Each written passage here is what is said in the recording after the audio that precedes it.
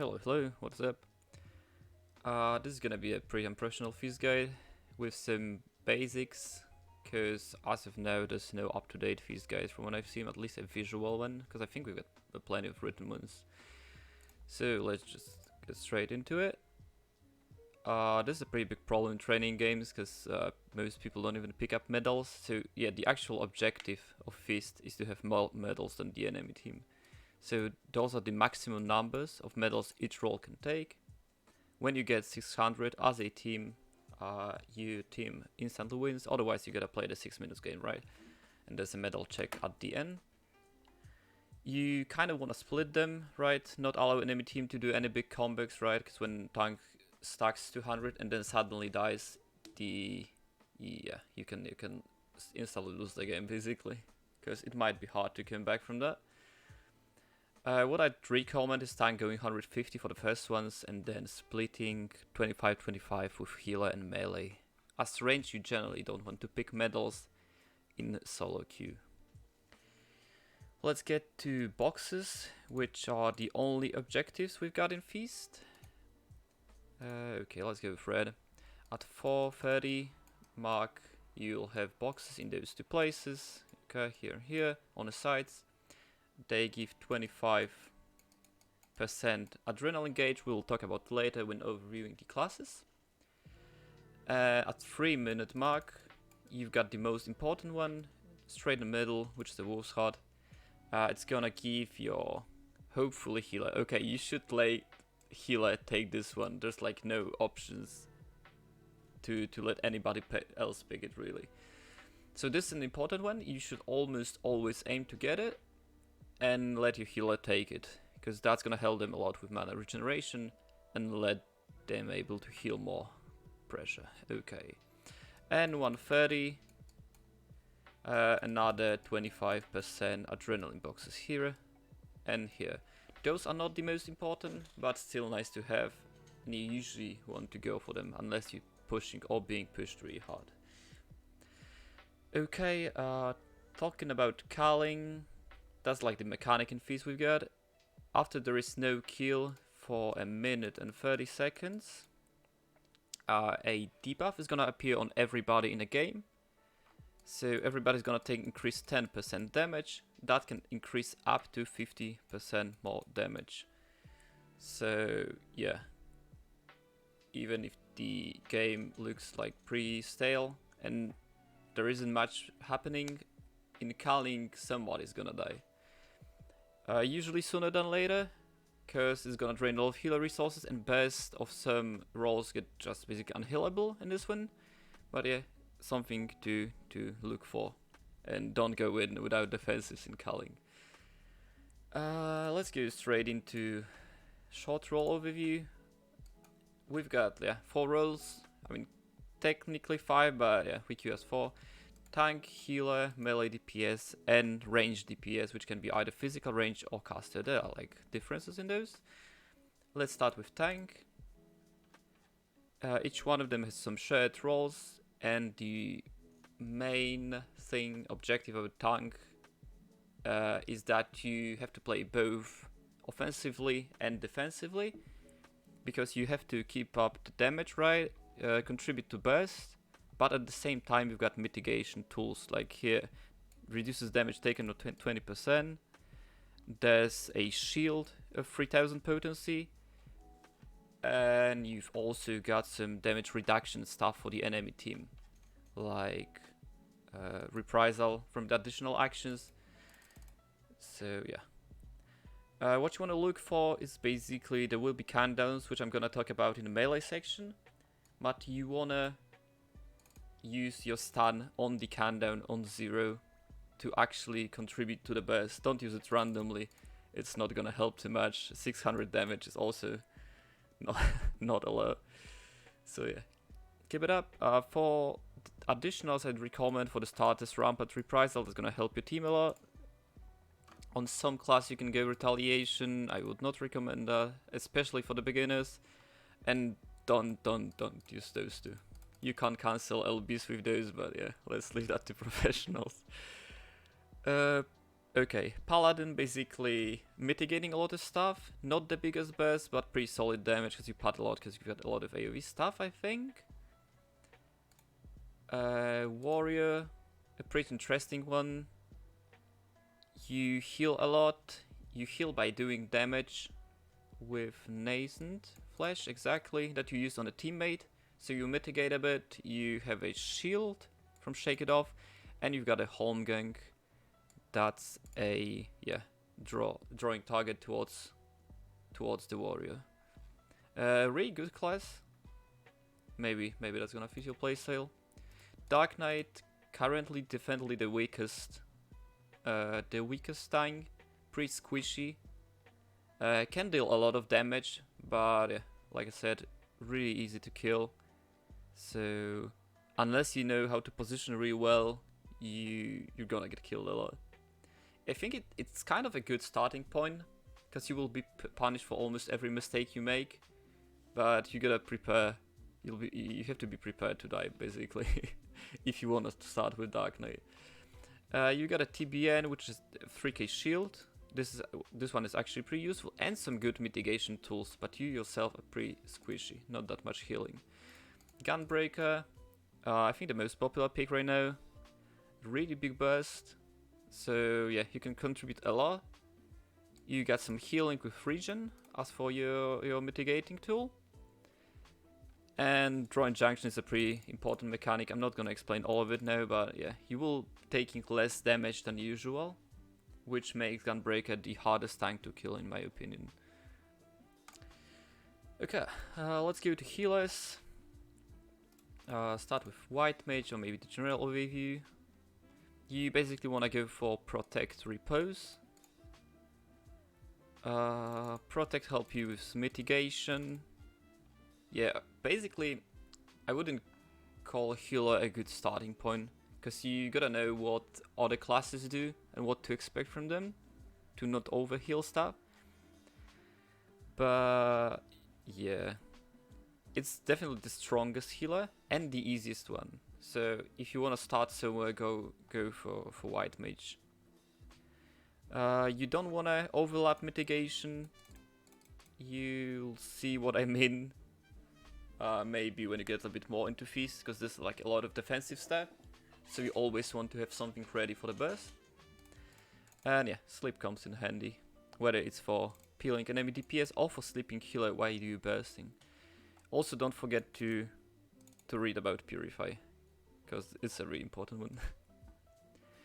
Scholar, that's the hardest. One of the hardest classes actually, because to heal you basically gotta do damage. So you gotta know all the classes perfectly to find those spots when you can deal damage instead of just healing. Definitely not a recommended thing to start with, so I'm not gonna talk that much about it, but it's one of the funnest classes. Astro, I'm not a big Astro player, so can't really say that much. It's harder than White Mage, can mitigate more, has some shields, so yeah, that's pretty cool. Depends a bit on the card RNG, because you can draw either the damage card or the defensive card. Yeah, I mean, if you want, of course, give it a try, but if you're new to the game and you do want to start as healer, I'd recommend White Mage. And maybe after that, after you get basics, switch to other jobs. Okay. Melee DPS, okay. Let's get into it. Okay, so the thing with melee DPS is you're gonna be... People will expect you to do countdowns on people, which is basically selecting a target that you're going for, that you're bursting. Which may be pretty rough at first, but there's like a lot of helpful people with that, so give it a try. You'll have to ask people or find on the like PvP Discord a macro for the countdown, which is basically a number 5 appearing above somebody's head, and then when it goes to 0, you press your burst button and hope for the kill. Actually got some choices in here. Armsling, Bloodbath, Feint are the most popular ones. On Monk you can do any combination of those, I think.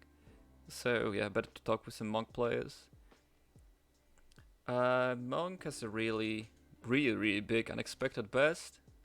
definitely in the recommended class, and you get some mitigation yourself with the Riddle of Earth, which reduces the damage taken, and some buffs for your damage with 5%, 10%. Basically, really good class, good starting point. Dragoon, it's more of a range class than melee, because almost all of its abilities are range. For this one, I'd recommend Arsenal Bloodbath, because you don't really have any defensive abilities besides your range. So yeah, you need some mitigation for your team. It's also a good starting point actually, because yeah, you will have to position a bit better, because you will be punished, right, for staying in the open. But most of your skills are ranged, so you won't have to come close to the target. Ninja, okay, this is the hardest one, I think, from melees. I don't know much about it. It for sure can punish unexperienced players, because the burst gets really crazy, and as the only melee, it has a CC, which is silence for a second. It's AoE. If you want, give it a try. Oh, and don't take Bloodbath as Ninja, because it's healing only for physical damage, and a lot of Ninja's abilities are magical. Samurai, the most tanky melee class. Also, yeah, almost all melees are a good starting point actually. Thanks to Chitin, which reduces a lot of damage every 30 seconds, you are really tanky thanks to that.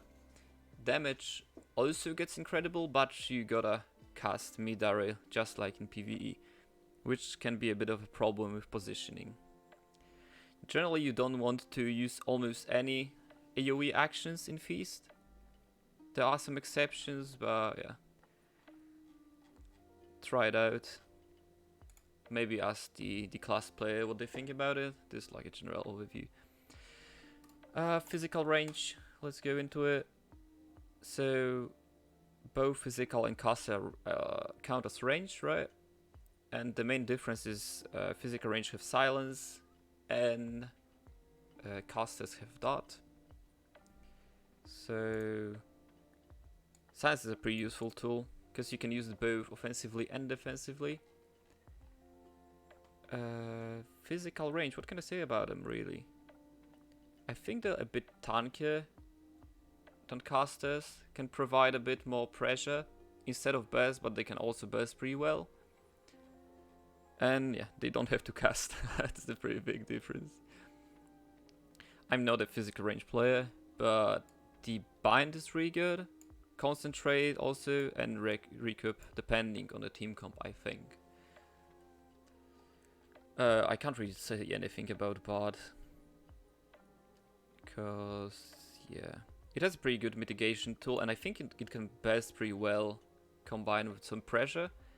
But I'm not sure myself, so if you're interested in this one, you gotta ask a Bard player. Machinist, it should be deleted. Don't play it. Don't play it. Okay. Dancer. Okay, it has a partner mechanic, just like in PvE.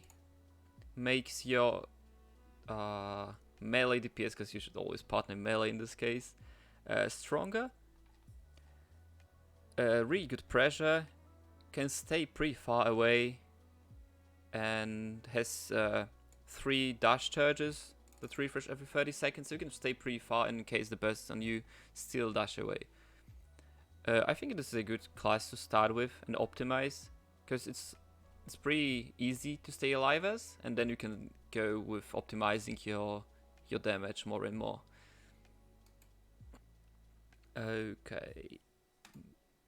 Let's go to casters. Black Mage, definitely the strongest pick. Yeah, I'd say it's the strongest pick, especially in solo queue, thanks to it almost not having to cast actually. Really good AoE sleep ability. And yeah, like I said, with casters you got the Phantom Dart that increases the damage target takes by 20%. So if you sync really well with team, you can delete people out of the planet. Okay, you should take, I guess Mana Ward is an option. Drain, I'd recommend Drain Adel for sure. The problem with Adel is that you gotta macro it, and you gotta know what the enemy team comp can do. Because it's 40% damage reduction, which is really strong, but it's only 6 seconds. So you gotta know the class you're playing versus to know when to use it and when they're actually going for the best. Yeah, the strongest tool of Black Mage is this one. It's ATP. And thanks to that, you can play either really aggressively and then back off to your teammates at a good moment, or play far back and come in TP just for burst. It's only 15 seconds cool though, so it's a really good one. Summoner. This is a really good range starting point. It's not the best, you will be punished a lot in high level games, but it has a really big burst and pretty straightforward one. You've got the one trance, that's the Dreadworm trance, and a Phoenix stance, what I call it, every 30 seconds. Oh no, that's not the stance. Oh, this is the stance, yeah. That's the basic GCD attack. So it aligns with your dart cooldown. So you get like a really noticeable burst every 30 seconds, but they're really big. And you've got an AoE stun that can do a lot of work. It will die to pressure a lot in high level games, but yeah, if you manage to get a clean burst, which is not the hardest thing to pull off, you will get a lot of kills. And Red Mage, okay, that's like, I think it's the hardest class in the game. It has a lot of resources, dashes, backsteps with a bind, shields, damage buffs, heal that you can use on your teammates, and it has to go melee for the burst. I mean, it doesn't have to, but part of its burst is a melee rotation, which you're gonna know when you're able to use that to not die. I wouldn't recommend this for beginners, but if you're interested in that, it's definitely a good class. It has a really powerful burst. It isn't so good with pressure. To start the melee rotation, you need 50 black and white manas, which you get by spamming one of those. Okay, actually heal also gives you 5, but you shouldn't use it purely to get some manas. Okay, that was the general overview. So yeah, if you want to start playing melee, definitely look up for the countdown macros and ask somebody on how to do them.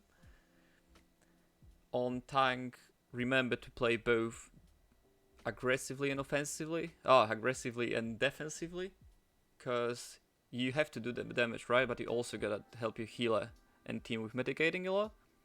Healer is a pretty rough starting point, but if you want to start there, I'd say don't go too much for the damage.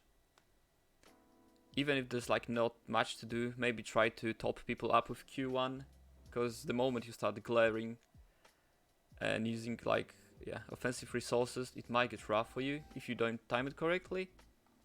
And when it comes to range, range are the most focused role in solo queue, so you will be under a lot of pressure. And every class in Feast has a thing called medical kit, with potency goes up the lower your HP is.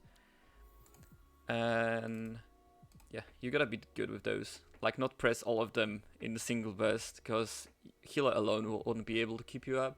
You gotta just spread them out evenly, and yeah, position well. And for the end, because I think that's also pretty basic stuff. Let me delete all of that. Okay, I think we can deal with it now. Positioning, because there's something like line of sight, right? And let's pretend your healer is right there. I hope you can see it. You're the red dot. You don't want to hide behind walls for them, because they won't be able to heal you. I mean, that's like that seems obvious, right? But in a lot of games, when the person is being focused, they tend to run circles around the wall like that, and then interrupt every cast of the healer. And believe me, that's not gonna help you survive. So you have like an enemy range somewhere in here, and you're being the focus target. You know you're getting burst.